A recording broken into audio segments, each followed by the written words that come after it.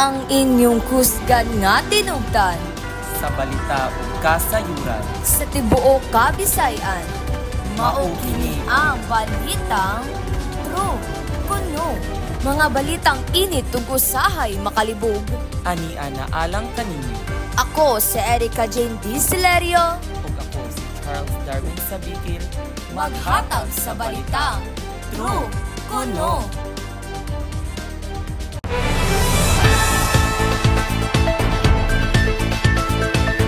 Patay ang usa ka 70 anyos nga German national human mahulog ang iyang sakyanan sa isa ka pangpang sa barangay Hulumaynon sa lungsod sa Dalaguete. Aniya ang report ni Charles Darwin Sabikil. Ang pagkapipi wala na maitsura ang kining usa ka SUV nga sakyanan sa titita anyos nga German national nga si alias Frank. Midulhog ang kapulisan, BF personnel ug uban pa mga rescuers sa nahimutang sa langyaw sa ubos sa pangpang sa kabukirang barangay Hulumaynon sa lungsod sa Dalaguete. Nabulit sa kagaling dugo ang biktima ug naputol ang iyang wang bukton niini tungod sa grabing impact sa pagkahug sa SUV. Naabot sa 3 ka oras ang ilang pagpangita sa lawas sa biktima ug gisuwayan pa nila kinig dala sa tambalanan apan giliklara na kining dead on arrival.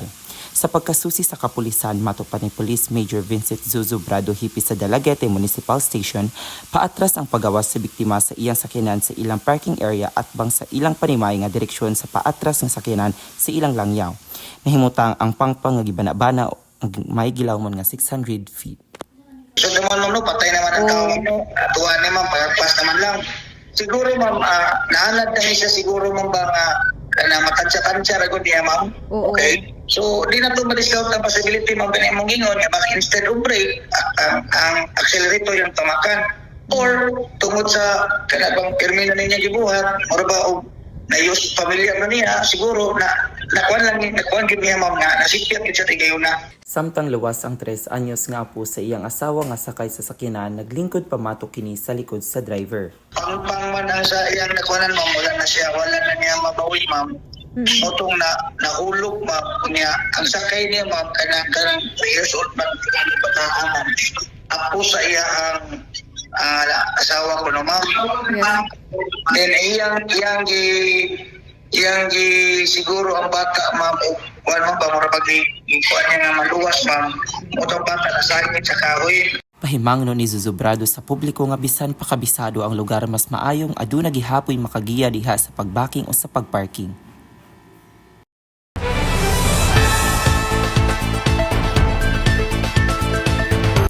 Mapaabot sa mga motorista ang mixed movement sa retail prices sa mga produktong petrolyo sunod simana. Matod sa Department of Energy Oil Industry Management Bureau nga subay kini sa tuladlaw nga patigayon sa produktong petrolyo sa merkado sa kalibutan nga gimonitor sa Mina of Flat Singapore Concomms. Gibana-bana ni Du Oimb, Assistant Director Rodela Romero nga moabot sa 50 centimos ang gipaabot nga rollback sa presyo sa gasolina matag litro.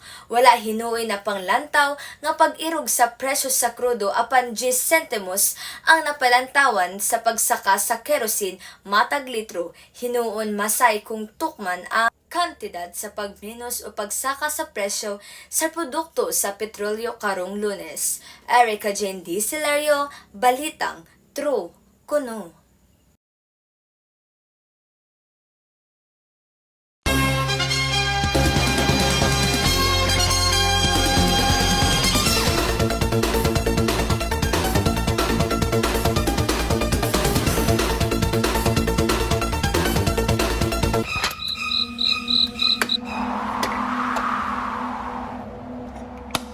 Ready na ba mo?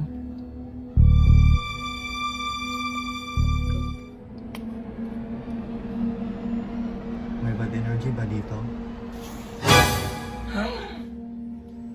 Ang saganahan ni mo.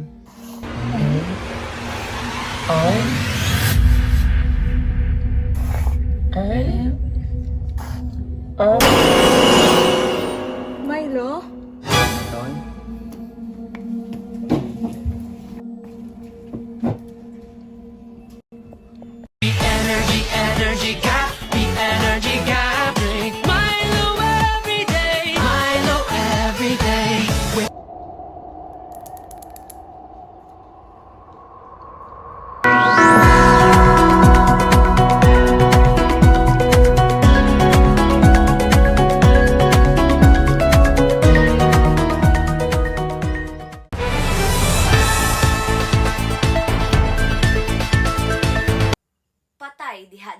ang 60 anyos nga lalaki.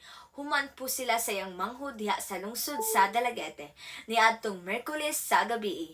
Aniya ang report ni Charles Darwin sa Bicol.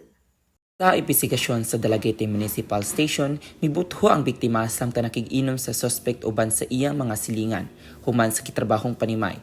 Igong mibahad ang biktima nga mupatay sa 5 sa dili pa mobalik sa prisuhan, apan wala lang kini panumbalingan sa suspect ug sa iyang mga kainom. Taud-taud, mibalik ang biktima nga gataki na og sundang dayong harumintado. Sa kahadlok, nanalagan ang mga manag-inom. Misud sa balay ang manghud sa biktima og nanirado, apan pinugsano kining giabihan sa biktima. Dihang naabli na, giibot sa biktima ang gitaki niya nga sundang ug tikbason unta sa biktima ang iyang manghud. Nasagangsang sa iyang manghud ang sundang hangtod sa nabuhian kini, apan gikuha sa biktima ang gisuksok sa iyang hawak nga gidala niyang armas nga misangkot sa panaglayog sa managsuon. Nibuto ang armas ug naigo sa liog ang biktima ug nalupong.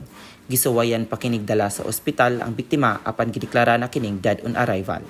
Nakuha sa mga kapulisan sa crime scene ang sundang ug ang 45 nga pistula.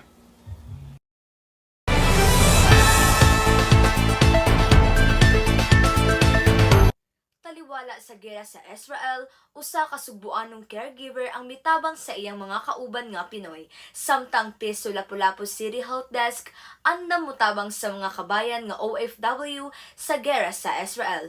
Aniya ang report ni Charles Darwin sa Bicol. Usa si Mark Pleno sa mga OFW nga naa karon sa nasod sa Israel nga nakasinati sa kagubot.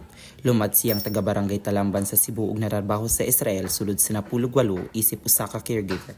Matok pa ni Mark, kagabi ilang sa higayon nga nagpalupad og rocket ang grupong Hamas matag higayon nga mabati nila ang siren.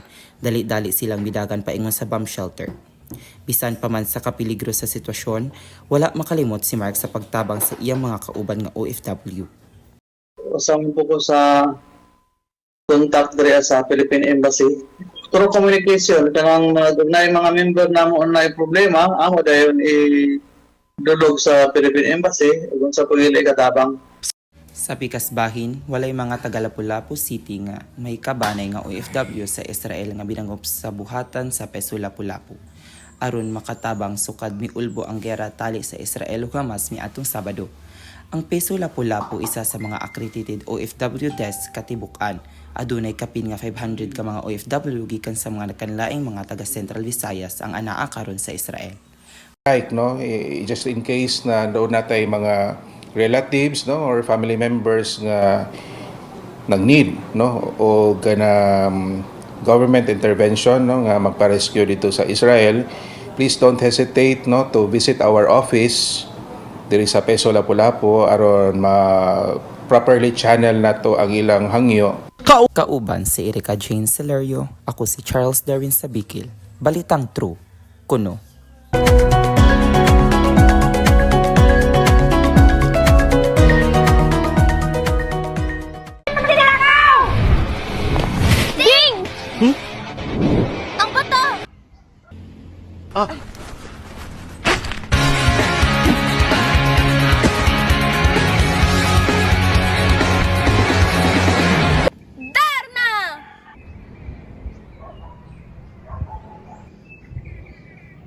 Toast, the fresh maker. Bakit ba kasi pinapatago mo sa akin?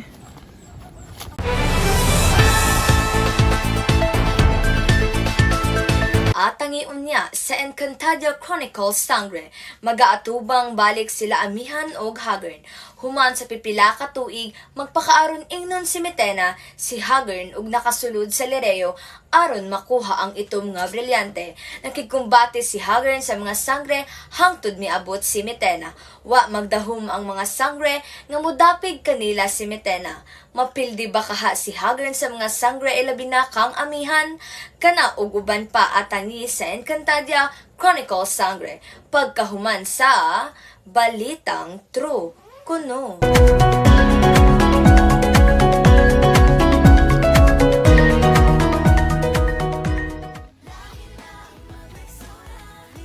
Bro, ano to?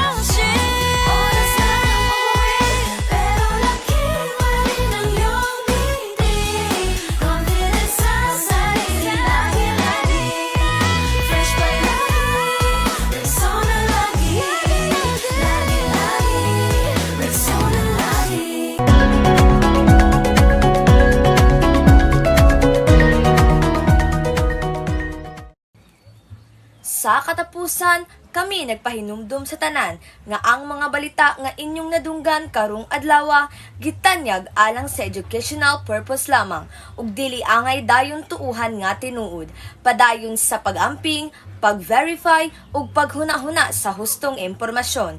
Kini si Erica Jane D. Silerio naghatod sa balitang True Kuno. Diin ang kamatuuran, usahay lisud mailhan, apan ang pagkat-un dili gayud mawala. Maayong adlaw ug pagpadayon sa pagmatkon.